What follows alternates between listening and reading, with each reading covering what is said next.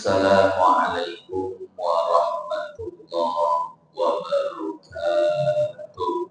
Sedikit saya ingin membahas tentang salah satu film Malaysia yang sedang viral, yang berjudul Bid'ah.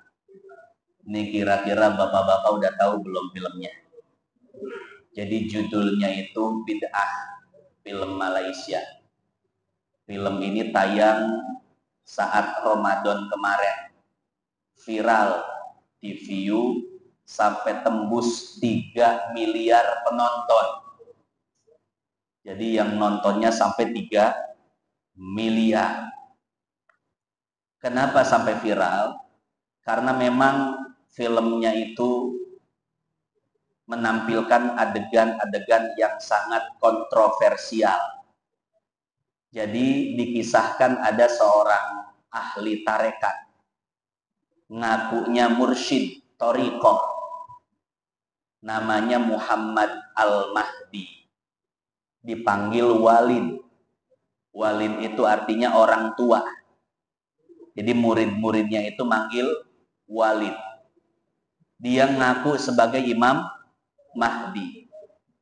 Kemudian istrinya 4, selirnya banyak.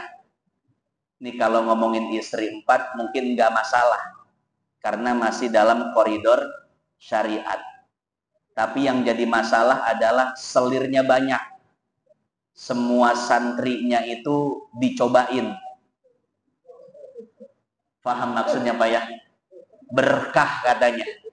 Nikah batin. Nah, kemudian adegan-adegan yang lain yang kontroversial seperti mencium kakinya si Walid, meminum bekas cucian kakinya, dan juga meminum bekas air mandinya. Jadi air bekas mandinya itu dimasukkan ke sumur. Nanti dari sumur itu santri-santri minum air bekas mandi si Walid itu. Ya, masih banyak adegan-adegan kontroversial yang lainnya.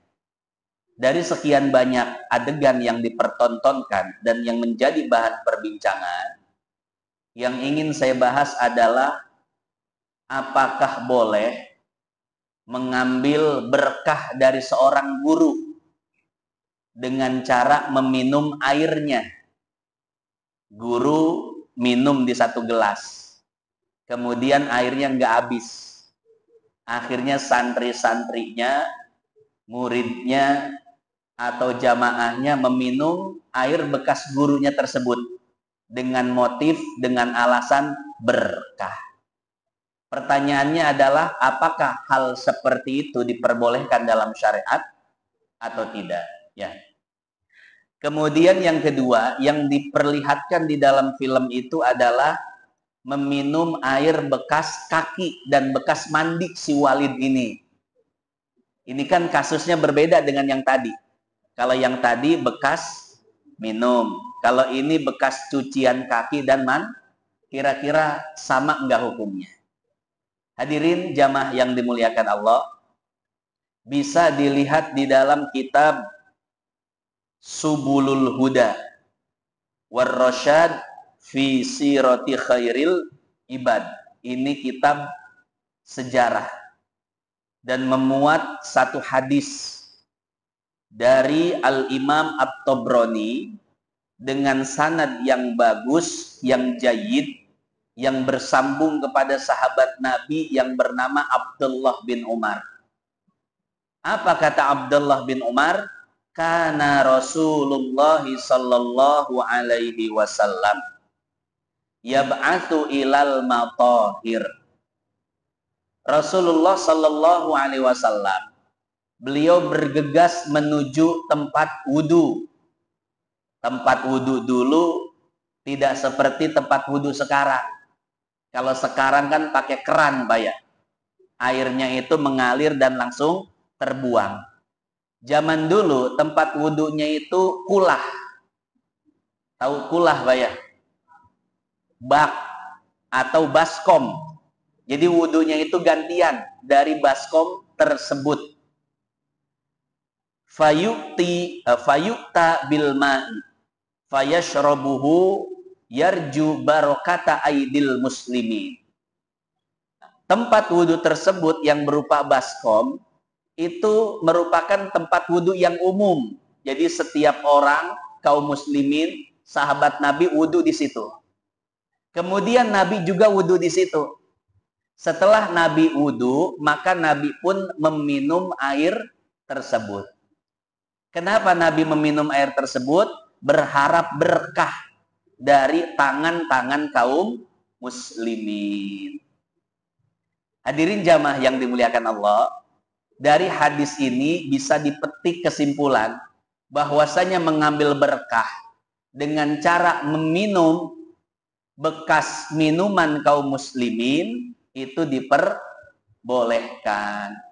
Juga bekas wudhu kaum muslimin itu juga boleh. Misalkan guru kita habis minum, airnya nggak habis, kita minum dengan motif niat agar mendapatkan berkah. Boleh, tidak jadi masalah. Ya, guru kita makan, nggak habis, sisanya kita makan dengan harapan berkah. Boleh, tidak jadi masalah. Tapi meminum air bekas cucian kaki atau bekas mandi, maka ini merupakan sesuatu yang bid'ah. Tidak boleh.